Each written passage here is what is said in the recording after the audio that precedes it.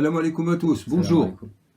Eh bien écoutez, aujourd'hui on va se retrouver pour faire un petit complément puisqu'on vous a mis une vidéo, on a fait une vidéo dans laquelle on parlait de ne pas oublier sa part de la dunya, que la dunya était quelque chose de pas spécialement négatif puisque comme le disait c'est Rachid, Allah nous dit ad-dunya fiha hasana. L'ihsan, il est dans la dunya. Maintenant, c'est encore une fois comme l'histoire des nuances dont on parlait, c'est comment on le vit. On fait un acte. À quel moment est-il sacré? À quel moment est-il profane? Sacré, il est divin. Et en fait, c'est avec le divin qu'on a un rapport. Et en le profanant, eh bien, c'est l'absence de divin qui nous rend malheureux malgré le fait qu'on fait cet acte. Par exemple, on mange, mais on n'est pas heureux. On n'est pas nourri. On est même en carence parce qu'on mange de la saleté. C'est exactement l'époque d'aujourd'hui. C'est que on mange, on n'a jamais autant mangé, on n'a jamais autant consommé, et on n'a jamais autant consommé de choses différentes. C'est-à-dire qu'on est en France, on peut consommer des choses qui viennent d'Afrique, d'Amérique du Sud, d'Asie. On n'a jamais autant mangé, mais il n'y a jamais eu autant de carence d'un côté et d'obésité de l'autre. Donc c'est vraiment un chaos où tout est mélangé. Pourquoi? Parce qu'on prend bien une part dans cette dunya, mais c'est pas fait selon une perspective sacrée, on va dire. Elle n'est pas bonne et elle n'est pas consommée comme il le faut. C'est ça. Et donc, on va revenir sur cette notion, car quand on a fini, on s'est dit, ça peut peut-être prêter à confusion, et certaines personnes vont nous dire, oh, regarde, il nous invite à la dunya, alors qu'il faut abandonner la dunya, etc., etc. Je veux dire, c'est comme quand Guénon parle du monde moderne, qu'est-ce que le monde moderne? Et ce, bismillah ar-Rahman ar-Rahim wa salatu wa salam. على سيد المرسلين إمام جميع الأنبياء والمرسلين صاحب الحق الذي جاء بدين الحق سيدنا محمد وعلى آله وأصحابه. Donc on disait الفرش والكرش. والكرش. Le lit, Le lit et le ventre. le ventre. C'est de la dunya et c'est des besoins. Au moment où on a une frustration, le kersh, physique, une carence, parce qu'on ne mange pas qualitativement, on ne mange pas correctement, il y a un dépérissement. El-Farsh, c'est une carence affective, amoureuse. Dans le plan intermédiaire de la psyché. Tout à fait. Donc, on peut manger de façon sacrée. Le prophète disait « Heureux ceux qui partagent un repas avec moi ». Et un repas peut être quelques dattes et du pain, peut être une salade, peut être quelque chose d'assez simple. Bien sûr. Une soupe, ou là, c'est pas nécessairement dans la quantité. Quand on demandait au prophète quel est le meilleur des repas, c'est celui qui est partagé par le plus de mains. Celui qui unit. C'est celui qui unit. Celui qui fait un. Donc en soi, c'est est-ce que le divin est là? Est-ce que on mange avec amour? Est-ce que l'on mange avec des gens que l'on aime? Est-ce que l'on mange en ayant conscience que c'est une grâce divine que d'avoir quelque chose dans son assiette? Et évidemment que c'est ça qui détermine réellement si c'est un bon repas ou pas. Et si ce kirsch, cette nourriture du ventre, elle est sacrée et elle est source de bonheur, de plaisir ou pas. Et c'est ça qui détermine d'ailleurs le halal, Du haram. qui est au-delà d'une estampille halal donnée par des organismes ou d'autres, du haram. Et c'est pour ça que avant de manger, on dit bismillah, c'est-à-dire que c'est par les principes divins, finalement, que je vais consommer ce droit qui m'a été octroyé. Et à la fin, on dit alhamdulillah. On reconnaît la louange à Allah d'avoir consommé ce plat qui a été consommé, préparé avec amour et qui a uni des gens. Tout à fait. Dans le farsh, dans le rapport amoureux, c'est le cœur de notre vie, l'amour. On est venu par l'amour, on vit par l'amour, on meurt par amour de Dieu, on vit avec les gens qu'on aime le plus, c'est avec eux qu'on essaye de vivre le plus. Qurba nous attache, c'est des attaches d'amour. Des attaches d'amour, évidemment. Sans amour, c'est une vie perdue. Qui n'a pas aimé, n'a pas vécu. Le Christ disait, si vous n'avez pas aimé, vous ne connaissez pas Dieu, Dieu est pur amour. Or, la consécration de l'amour dans l'acte sexuel, et d'ailleurs on y consacrera toute une thématique, parce qu'aujourd'hui c'est mal vécu, mal compris, plein de tabous, Tabou, frustration, des choses sur lesquelles on n'ose même plus revenir, dont on n'ose même plus parler, etc. Alors que c'est le cœur de notre vie. Qu'est-ce qui fait notre lien à Allah? Fa in kuntum tuhibbuna Allah, l'amour. Il n'y a pas d'amour. Tout le reste ne vaut plus rien. Faites du dhikr tant que vous voulez, faites la prière tant que vous voulez. S'il n'y a pas d'amour, ça vaut rien. Eh bien, dans le rapport, dans un couple, quand on forme un couple, qu'est-ce qu'une relation sexuelle? Puisqu'on dit, el farsh, le lit, Donc c'est vraiment le rapport amoureux sexuel. Bien sûr qu'il est central dans notre vie. Un amour qui reste platonique, dans lequel on n'a pas ce genre de rapport, il est incomplet, il n'est pas vécu. C'est le sens de al-mawaddata wa rahma. Al-mawaddata, donc ça provient du nom al-wadoud. On traduit souvent par... comment on le traduit? Par celui qui est compatissant, celui qui est doux. Alors que al-wad, c'est aussi, comme tu me le rappelais, c'est le pilier central des tentes bédouines qui est enfoncé très profondément dans le sol et qui, si le vent souffle très fort, tout peut s'envoler sauf ce pilier central qui tient. Et bien là, on a une image du rapport sexuel finalement. C'est le rapport sexuel qui va faire tenir le couple même quand le vent souffle. Même quand il y a des problèmes.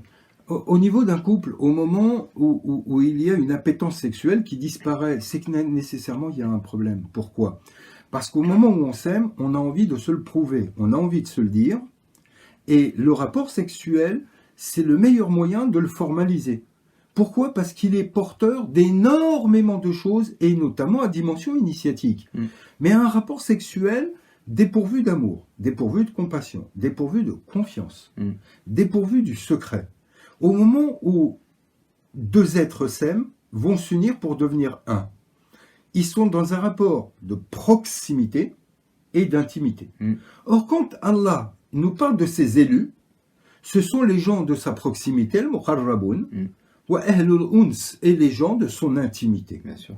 Or, en fait, quand on est dans ce rapport d'intimité, de proximité et de don à l'autre, en fait, on est dans la présence divine.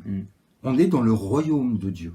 Bien sûr. Et comme tu le disais, c'est que s'il suffisait de dire juste, un rapport charnel, ça permet le rapport à Dieu, l'union à Dieu, on pourrait nous répondre, il suffit d'aller voir n'importe qui et faire n'importe quoi, et puis hop, c'est bon, je suis réalisé.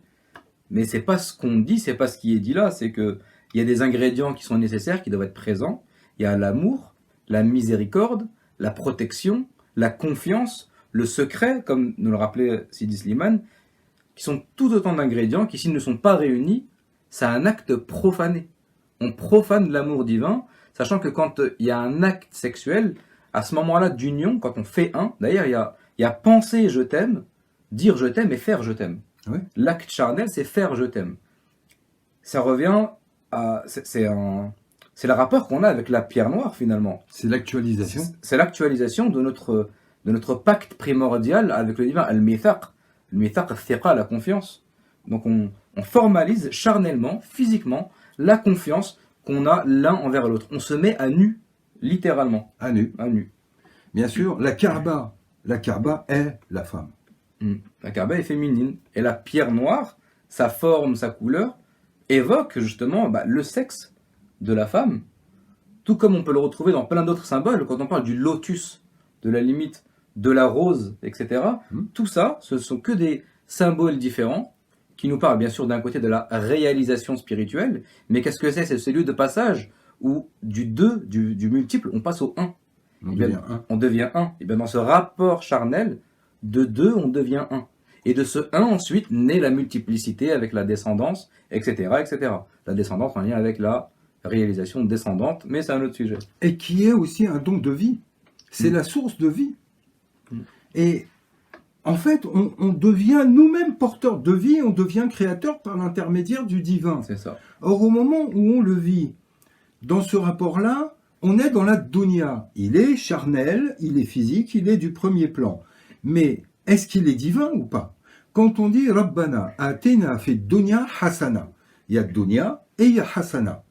C'est qu'au moment où on est dans quelque chose qui va relever de la dunya, est-ce qu'il y a de l'ihsan ? Bien sûr. S'il y a de l'ihsan, cette dunya-là, elle devient le support du divin et tout est sacré. Bien sûr.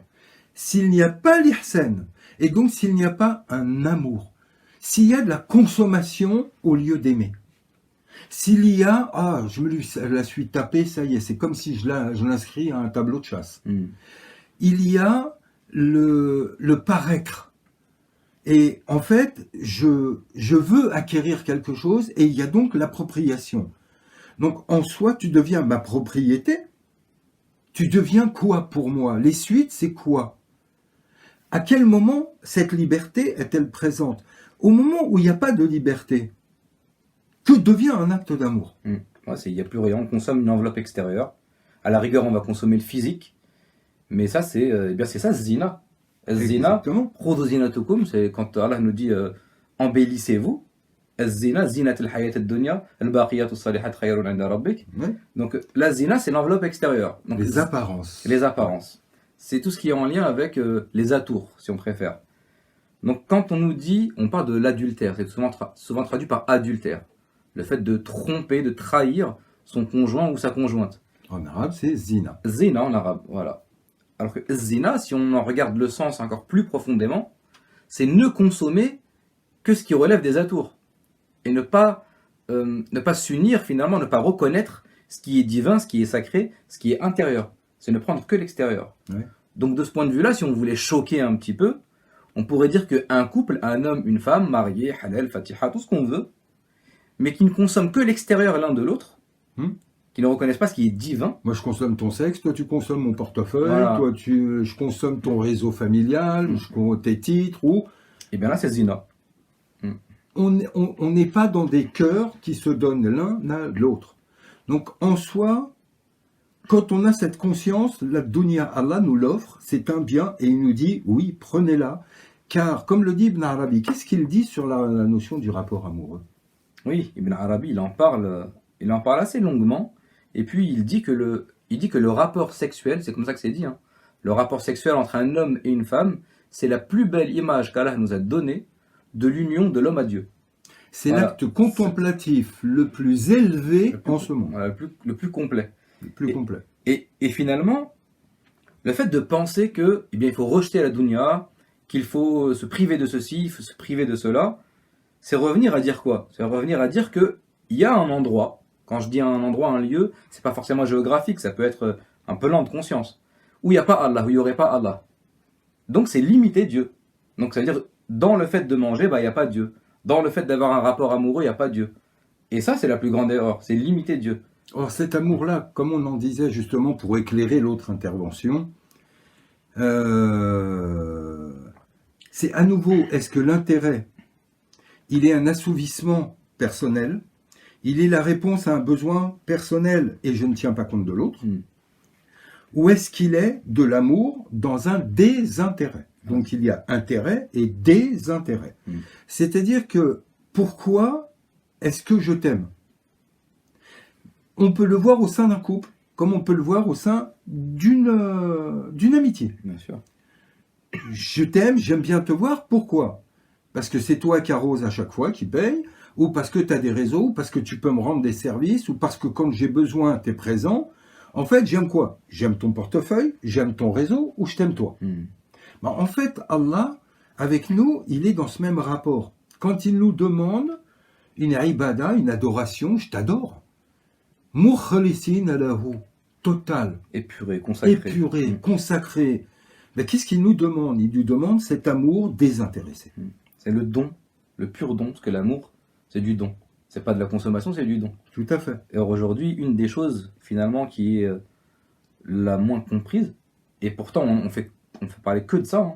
On peut lire des journaux, des livres, on regarde la télé, les séries, ça parle que d'amour tout le temps, et pourtant, c'est la grande inconnue. On pense que c'est consommer, on pense que c'est de la passion, on pense que c'est, voilà, tout sauf du don. On peut même le remarquer sur quand quelqu'un recherche un partenaire, un homme ou une femme. Hein. Dans la liste, c'est toujours des exigences. Moi, je cherche quelqu'un qui, ceci, qui, cela, qui. Mais jamais il va noter, il va notifier ce qu'il est prêt à donner lui. Oui, de quoi il est tout capable. à fait. Ce qu'il attend, voilà. Mais ce qu'il est prêt à donner, ça, c'est pas important. C'est ce que j'attends qui est important. Exactement, ouais. C'est très égoïste et en soi, c'est pour ça que la dunya, oui, la dunya, elle est importante. Dans la dunya, si vous ne mangez pas bien, dans la dunya, si vous avez une carence affective, ça va créer des déséquilibres. Donc automatiquement, il faut les vivre. Petit à petit, en prendre conscience et savoir que bien que la modalité soit de cette dunya, ce qui est dedans l'ingrédient, il est divin. C'est-à-dire que dans le rapport amoureux avec votre conjoint ou conjointe, si à un moment donné, c'est pas au divin que vous vous unissez, si c'est pas dans le divin que vous vous fondez, que vous vous mettez à nu, bah ça reste un rapport humain qui va finir, qui va s'étioler et qui va finalement mourir. Or, le divin ne meurt pas. Au moment où on est capable d'aimer pour un simple regard, pour une simple présence, on aime parce qu'on pense à l'autre plus qu'à soi-même. Là, ça durera. Mais sinon, à défaut, c'est une consommation mutuelle, et au moment où on trouve un lieu où consommer un peu plus, ou qu'on a tout consommé, eh ben, qu'est-ce qu'on fait? On part autre part, et puis ça devient un an par-ci, 6 mois par-là, un an par-ci, un an par-là, et au final, on ne gratte que les écorces de la superficialité, et on ne va jamais au fruit, on ne va jamais au cœur, on ne va jamais à la pulpe, et on ne connaîtra jamais ce bonheur d'aimer vraiment, franchement, profondément et totalement. Pourquoi? Parce que dès la base, l'intention n'était pas la bonne. Les raisons pour lesquelles on se met en couple, ce sont les raisons pour lesquelles on se sépare ou pas. Oui. Ça veut dire que si c'est pour un intérêt, admettons financier, qu'on se met en couple, à partir du moment où cet intérêt financier n'est plus, eh bien il n'y a plus de couple. Ça se sépare. Oui, la raison Voilà. qui fait que, n'étant plus là, ça ne tient plus. C'est ça. Et donc à partir du moment où la raison est divine, le divin, pardon, ne pouvant pas s'évanouir, eh bien le couple durera. Tout à fait. Un amour, il doit être libre et il doit être intellectuel. Libre, pourquoi? Parce que c'est ce qui fait la différence entre l'amour et l'attachement. Au moment où je t'aime, je dois aussi être capable, pour ton bonheur, si tu juges qu'il est autre part, de te laisser partir, sans derrière te harceler, te chialer dans les pattes matin et soir, vouloir à tout prix te retenir, et te supplier, déjà toi tu t'avilis, 2 tu la harcèles, et 3 on n'aime pas quelqu'un contre sa volonté. Donc à un moment donné, de se surveiller, d'avoir peur, ne fait pas partie du contrat de l'amour. Là, t'es déjà sassou. Là, t'as Gestasso, ne vous espionnez pas mutuellement. Or, je t'aime ou je suis attaché? L'attachement est psychique, l'amour est divin et spirituel. Mais il est intellectuel aussi. Pourquoi est-il intellectuel? Pourquoi est-ce que je devrais te surveiller? Est-ce que tu as conscience du joyau qu'est l'amour qu'Allah nous a offert? C'est lui qui unit les cœurs. Est-ce que tu es conscient du joyau qu'Allah nous a offert? Si maintenant, tu n'en es pas consciente, c'est pas le fait de te surveiller et de t'empêcher de dériver qui va changer quelque chose. Exactement. Le jour où je te surveille pas, le jour, puis de toute manière, quand on veut s'échapper, on s'échappe. Donc, tôt ou tard, tu l'as pas compris, t'as pas compris que l'échappatoire est un petit coup d'oxygène, une journée, ce que ça va impliquer, et tout ce que tu perds. C'est ça. Tu perds un vrai amour. C'est contre-productif finalement de. Dans la balance, c'est un massacre. C'est quand ça tombe sur la tête, c'est un vrai massacre.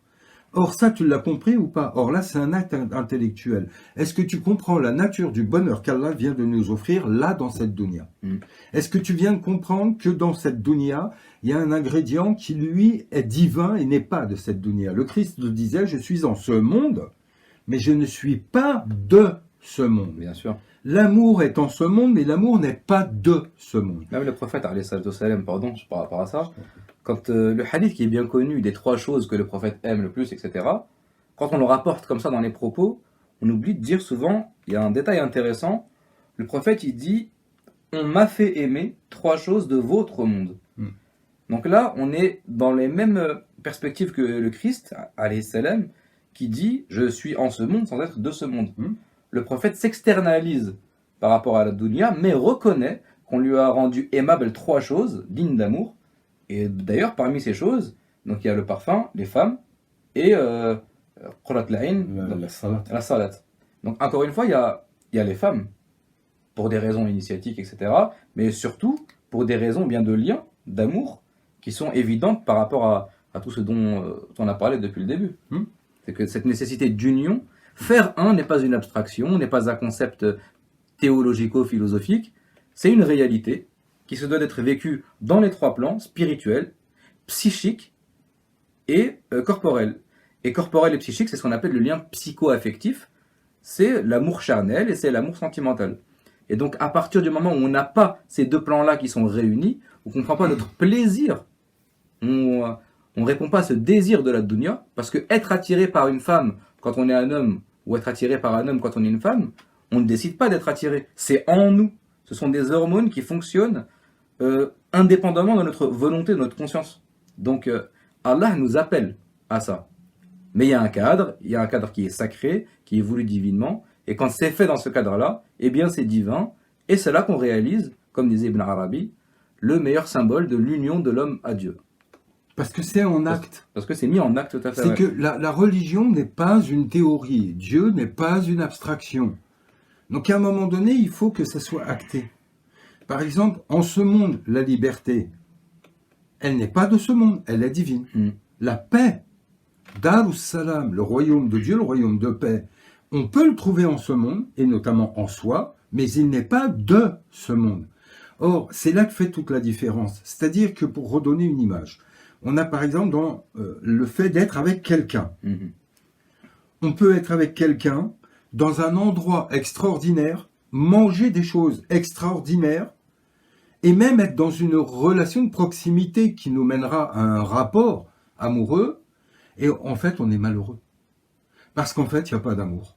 On n'est pas avec la bonne personne, on n'a pas envie de lui faire l'amour, on n'a pas envie d'être là avec elle. Et même ce cadre autour de nous qui est magique, qui est splendide, eh bien il devient oppressant, on n'a qu'une envie, c'est de le quitter. Pourquoi ? Parce qu'il y a un ingrédient qui n'est pas là. Qui n'est pas de ce monde et qui manque. Voilà. Et à contrario, on peut être dans un cadre très simple, très, on va dire, rudimentaire, sans trop de chichi, sans trop de, voilà, pas féerique comme tu le décrivais, manger des choses simples, mais être avec la bonne personne. Et être heureux. Et là, ça suffit.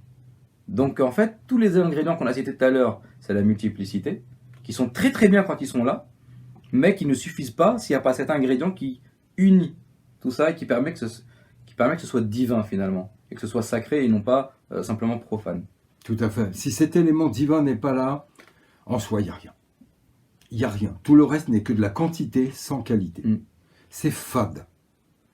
Et à partir de là, dans un amour, c'est exactement pareil. C'est que au-delà de... C'est dunyaoui dans le sens où du rapport charnel, du rapport quotidien, etc.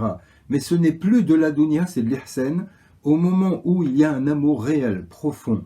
Et cet amour, il se vérifie aussi de façon très pragmatique dans les actes.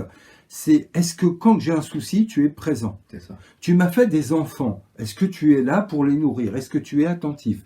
Est-ce que tu les amènes au sport ? Est-ce que tu es présent ? Est-ce que tu te sens concerné ? Est-ce que pour moi, tu es une aide ou un boulet ?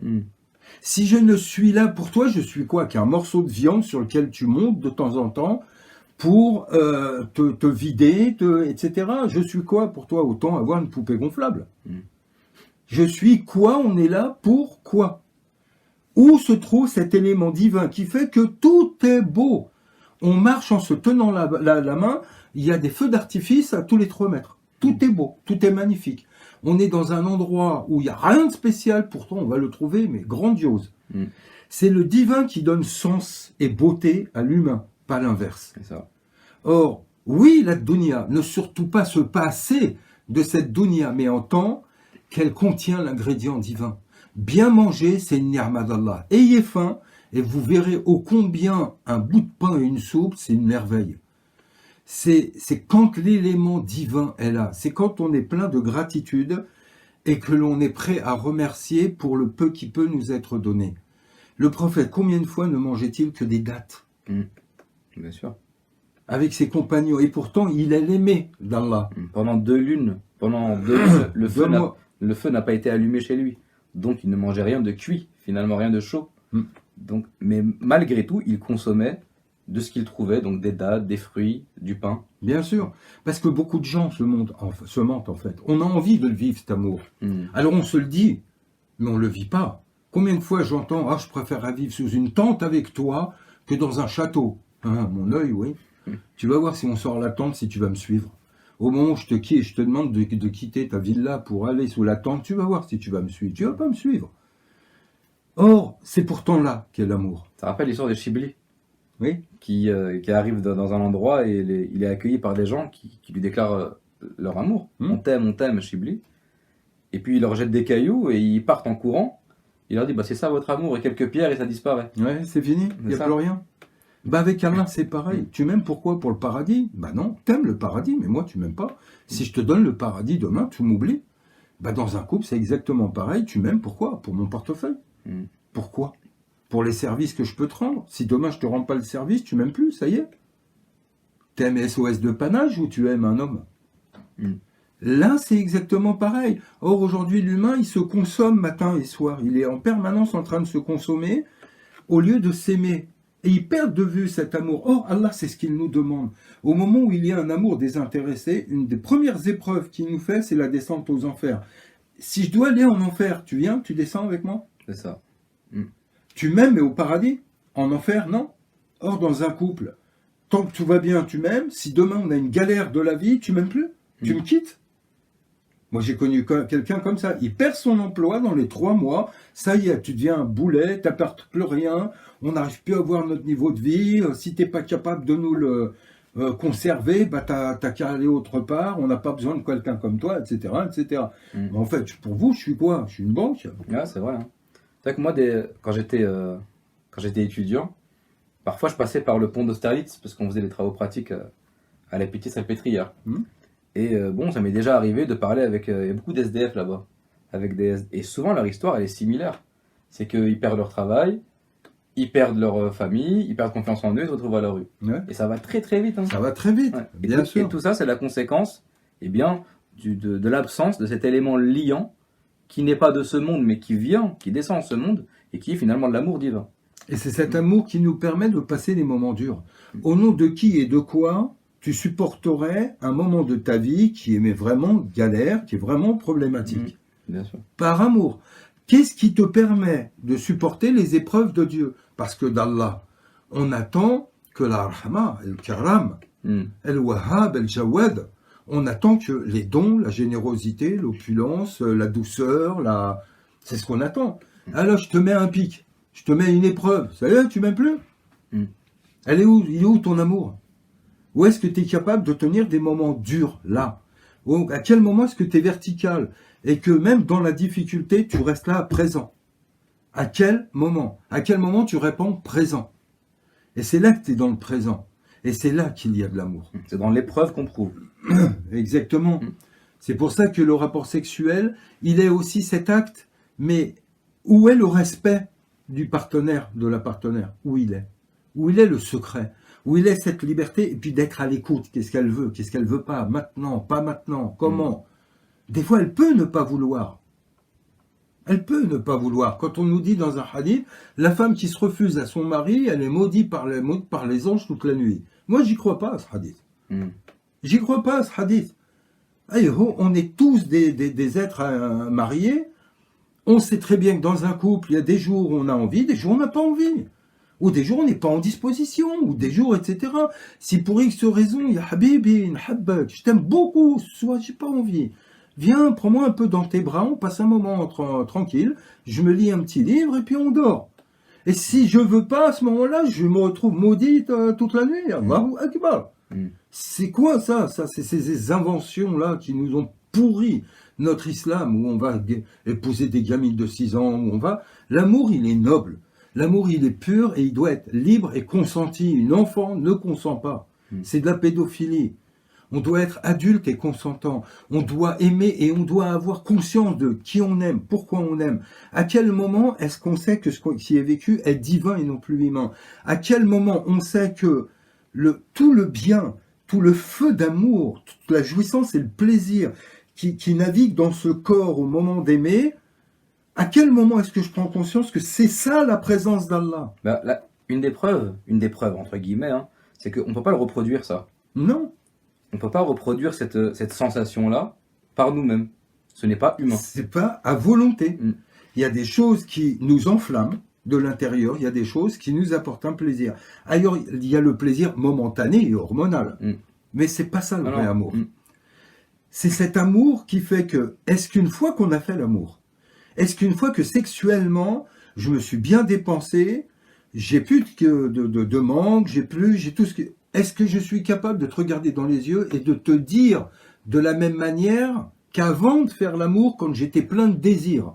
Est-ce que je suis capable de te dire je t'aime? C'est ça. Est-ce que c'était juste l'expression d'une explosion hormonale, hein, Et d'une carence, d'un voilà. manque? Et une fois que ça redescend, est-ce que cette expression est toujours intacte? Bah là, je t'aime plus, j'ai plus besoin de toi, je me suis vidé. C'est ça.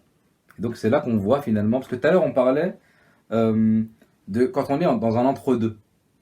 Quand est-ce qu'on sait quand on passe d'un champ à un autre? Ouais. Et bien là, ça le prouve concrètement. C'est qu'une fois que mon désir a été assouvi, toutes les belles choses que je te disais avant d'assouvir ce désir, est-ce qu'elles sont toujours présentes là maintenant?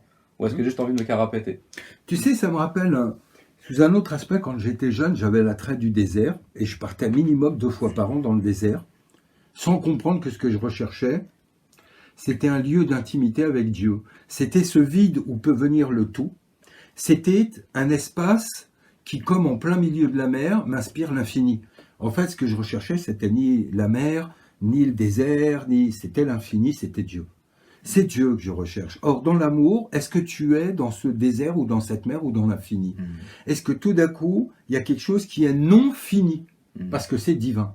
Est-ce que tu es réellement à nu de corps et d'âme?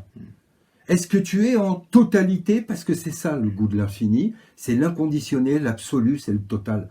Dans cet acte d'amour, est-ce que tu l'es? Si tu ne l'es pas, et si tu ne l'as pas vécu un instant dans ta vie, tu n'as pas goûté l'amour divin.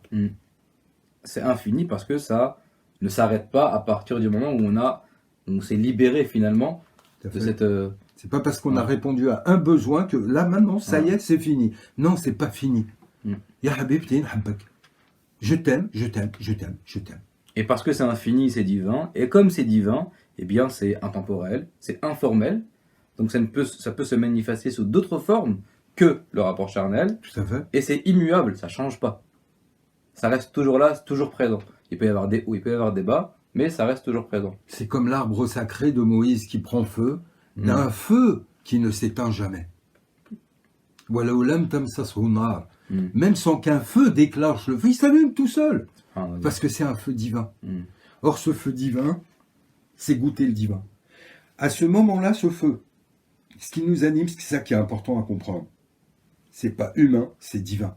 Le bonheur que l'on vit à ce moment-là, il est divin, il n'est pas humain. Donc en soi, qui aime-t-on? C'est Allah qu'on aime.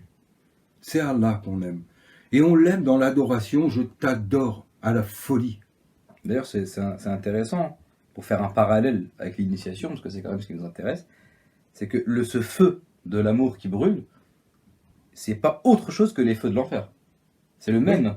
Et c'est lui qui brûle, qui consume les voiles qui nous obstruent de la réalité complète. Qui nous purifie. Qui nous purifie. Et donc, qu'est-ce que ça signifie? Que cet enfer, c'est ça l'amour, finalement. Parce que je t'aime, je vais te purifier. C'est ce qu'il est en train de nous dire, Allah. C'est ce que tu disais tout à l'heure, c'est tu m'aimes ou tu aimes le paradis. Si tu m'aimes vraiment, ok, on va faire un stage en bas, et on va voir si tu m'aimes toujours dans ces circonstances. On va voir si là tu m'aimes. Voilà, c'est ça. Ouais, tout à fait, tout à fait. C'est un sujet qu'on pourrait développer encore très longuement. Mais là, voilà, vous la retrouverez dans cette intervention. On en fera d'autres régulièrement, d'autres plus courtes. Mais oui, c'est un thème d'abord qui avait pour but d'éviter la confusion. Que quand on dit la dunya est quelque chose d'important et que quand Allah nous dit surtout n'oubliez pas votre part de cette dunya. C'est que le juste équilibre du rapport à la dunya, qui possède qui maîtrise qui. Mais le rapport à cette dunya, c'est aussi le rapport à un support dans lequel se trouve l'ihsan, se trouve Allah. Or, sans une dunya, sans manger, sans aimer, sans la dunya, il n'y a pas de voie spirituelle. Il n'y a pas de voie spirituelle, c'est pas vrai. La dunya, même quand elle vous offre un bien, ne gaspillez pas, ne soyez pas avare, ne soyez pas tricheur, ne soyez pas... Mais quand la dunya vous offre ce moment de bien, Allah aime la beauté. Allez dans les beaux endroits, voyagez dans les beaux endroits, vivez de belles expériences, rencontrez de belles personnes. La dunya, elle est aussi là pour nous laisser briller le visage de Dieu à travers ses supports. Bien sûr, c'est le Kitab al-Manshur, c'est le livre déployé, le Liber Mundi des hermétistes, dans lequel le divin se manifeste. Quand Allah il dit qu'il montre ses signes, il montre ses signes dans la manifestation extérieure ainsi qu'en nous-mêmes. Donc quand on commence cette vidéo en disant oui, il faut prendre sa part dans la dunya, eh bien, on avait compris, saisi, on s'était dit, tiens, ça va être mal compris. Ils vont se dire, oui, bah, il invite que à la dunya, alors que Allah, il veut pour nous l'akhira, etc. Mais en réalité, ce sont des points de vue. Comme dit René Guénon, il n'y a de sacré et de profane que le point de vue. C'est-à-dire qu'on peut regarder le même objet, la même réalité. L'être profane ne verra une chose profane. L'être sacré verra une chose sacrée. L'amour peut sublimer comme il peut détruire. Il peut détruire, exactement. Donc c'est pour ça qu'on a tenu à faire cette vidéo, pour clarifier les choses. La dunya, comme tous les degrés d'existence, contiennent le divin. Ça ne pourrait pas être autrement. Or, Allah nous a créés dans cette dunya. Donc c'est dans cette dunya qu'on doit trouver le divin.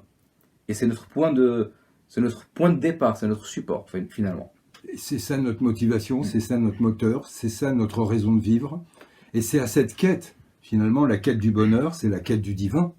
Et au moment où on le comprend, on comprend que même à travers les plaisirs de la dunya, celui que l'on recherche, c'est toujours Allah, Al-Mun'im. Walhamdulillah, soyez heureux. Salam alaikum. Salam.